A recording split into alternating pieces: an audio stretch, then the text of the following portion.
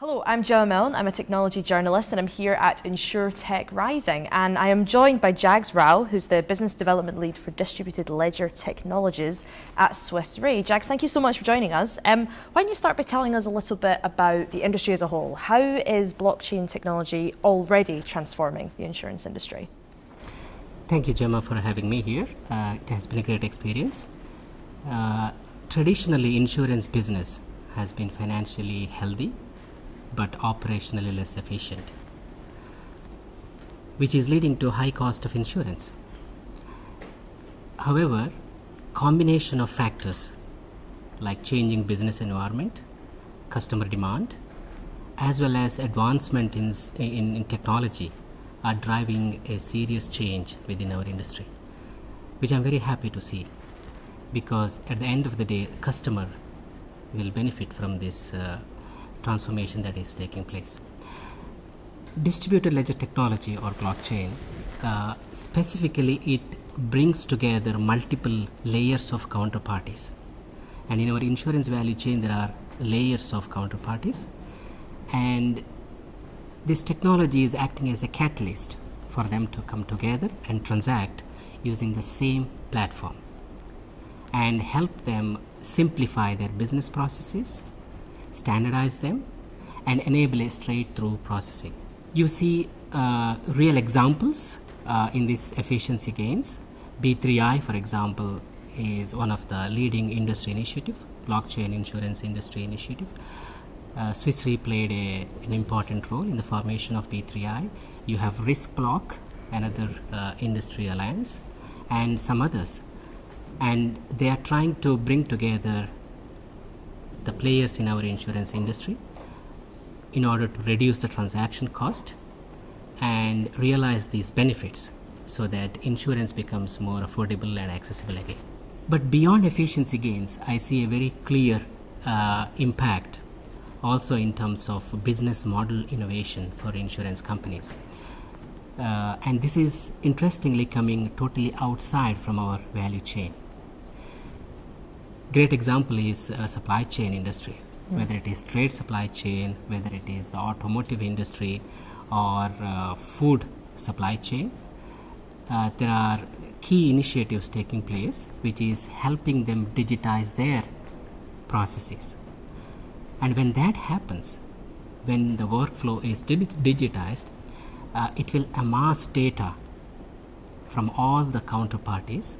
And this is a standardized and a formatted data and available at scale.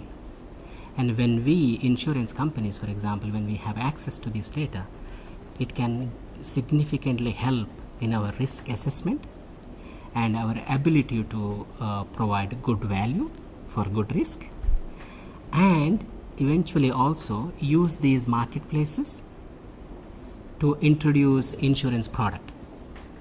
And that way, you have a scenario where cross-industry players coming together and transacting using the same platform. And that is enabled only through technology like blockchain.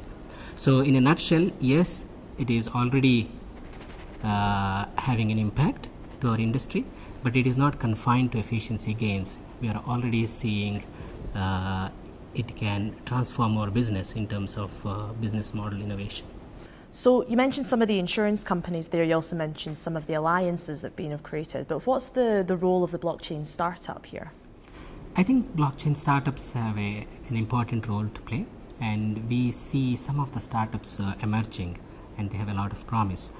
Chain that, for example, in the reinsurance space, we have EtherRisk in the parametric insurance space, demonstrating how a parametric cover can be implemented in a decentralized world. Blocksure is another example, and there are a couple more. What you see very clearly out of these examples is that the effort is going in the right direction, and this is also quite interesting for incumbent players to have a glimpse of what is coming and how parts of the insurance business process can be very effectively implemented and which can help you realize savings in a significant way. And that I think is a very good and positive development. blockchain in all industries is kind of becoming quite a controversial topic. Why do you think there's a division between advocates and critics? Yeah, you are right. There is a lot of controversy out there, and there's a lot of myth about what is possible with blockchain. And primarily, I see this as a confusion between what public blockchains can do and what permissions blockchains can do, and people end up confusing the two. If you look at, for example, public blockchains, the proof of work is one of the big topic because of the power consumption, whereas actually in the permission world we don't have that problem. So the focus, the business problem you're trying to solve, and the challenges involved, they are different between these two worlds. However, eventually they will have to talk to each other. So interoperability is important. But for now, I believe most of this controversy is triggered by the fact that people confuse between public blockchain and private blockchains. When it comes to the enterprise world, where I am heavily involved, I think it is important to realize that blockchain is an ecosystem solution. You need a network of players, critical mass of players, come together and transact using the same platform. Without that, you will not be able to realize the promise and the potential that this technology offers. I look at our own experience at Swiss Re. We were one of the early players, and we have now built on that experience. Today at Swiss Re, we have an established framework for assessing use cases. So there is a decision tree, so you can actually pass any use case proposal into this decision tree and see for yourself whether blockchain is a winning model or not. More often than not, you don't need blockchain. Blockchain does not give you the necessary benefits, or in most cases the problem can be solved effectively using existing technologies. And this is where I believe there is an alignment required within the industry as a whole and in society at large to have this awareness that blockchain is not a silver bullet, but for select applications it makes financial and business sense.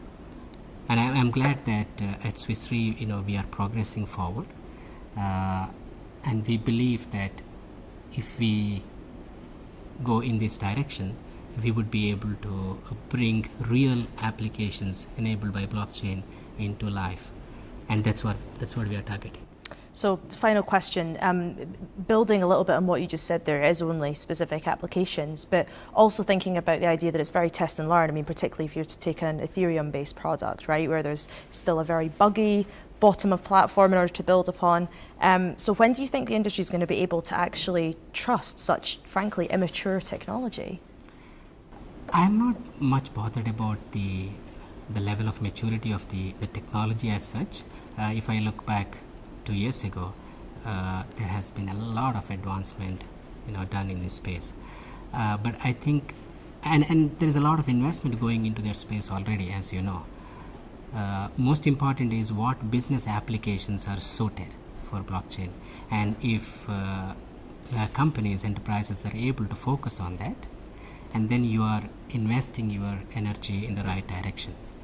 And by that time, I'm sure technology will be ready. It's just a matter of 1 or 2 applications at the enterprise level going live, and then the others will follow suit. Awesome. Thank you very much, Jags. Much appreciated. Thank you for having me.